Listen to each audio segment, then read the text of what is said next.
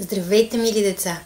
Вие сте отново с приказки от библиотеката, Прекраска и историята за Еличко и Габърко. Габърко!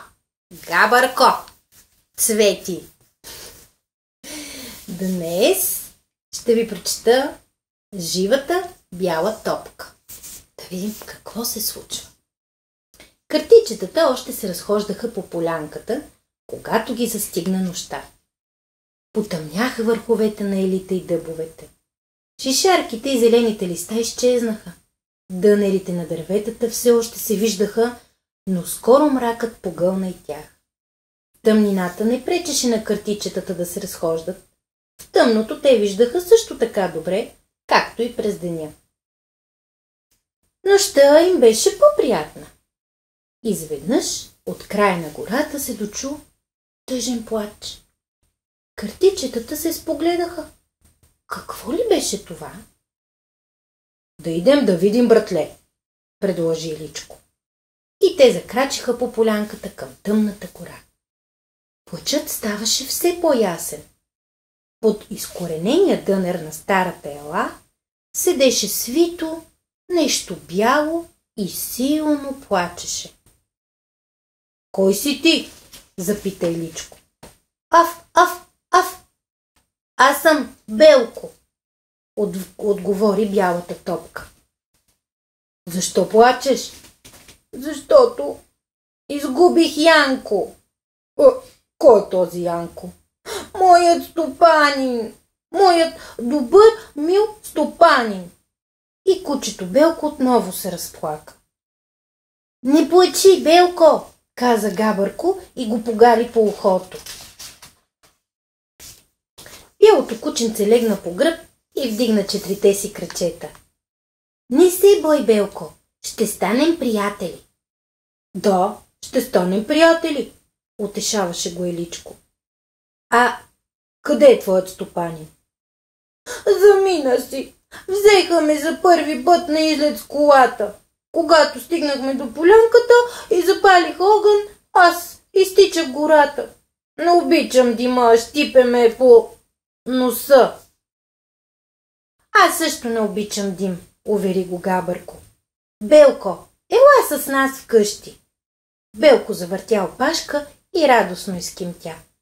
По пътя се уговориха, че той ще спи веднъж при Габърко, веднъж при Еличко. Но ще пази и двамата едновременно. Така и стана. Когато Белко спешило Еличко, през деня притичваше през моста тунел до Габърко и обратно. Една сутрин Габърко чу Белко да вие така жално, както в оная вечер, когато го намериха. Той стича навън и що да види? Белко си беше заклещил главата в моста тунел. Явно кучето вече не се събираше в техния мост. Габърко извика Еличко и двамата се притекоха на помощ. Те здраво хванаха един за друг и задърпаха Белко за опашката. Дърпаха. Белко виеше и скимтеше и изведнъж бух! Габърко, Еличко и Белко паднаха един върху друг, а мостът тунел се срути върху тях. Тримата се измъкнаха. Отърсиха се и тъжно загледаха развалините. От техния хубав мост беше останала само купчина глина и камъчета. Бързо растеш, приятелю, каза супрек Еличко. Нима аз съм виновен за това, изкимтя Белко. Какъв ще станеш всъщност? Попита го Габърко. Ами не знам, изтена Белко. Сви опашка и отпусна уши. Нищо, Белко. Можеш да си растеш колкото искаш. На полянката има достатъчно място, успокои го Габърко. И Белко растеше. Вече беше 5, 10, 15 пъти по-голям от картичетата. Той отдавна не можеше да спи в картичените. Нощем се просваше на тревата. С носа си дишаше край къщичката на Еличко, а с опашката стигаше Габарковата. Един ден Тримата приятели дочуха лек звън. Стадо овце кротко пасеше на зелената полянка. Белко се затича към стадото и залая. Аз съм овчарско куче, аз съм пазач, ще ви пазя. Върни се, Белко! Викаха след него двете картичета. Върни се! Не мога! Лъв! Излая Белко овчарското куче. Трябва да пази овцете! И той весело потичваше около стадото бели овце. Картичетата се върнаха сами вкъщи и натъжени седнаха на Белковото място.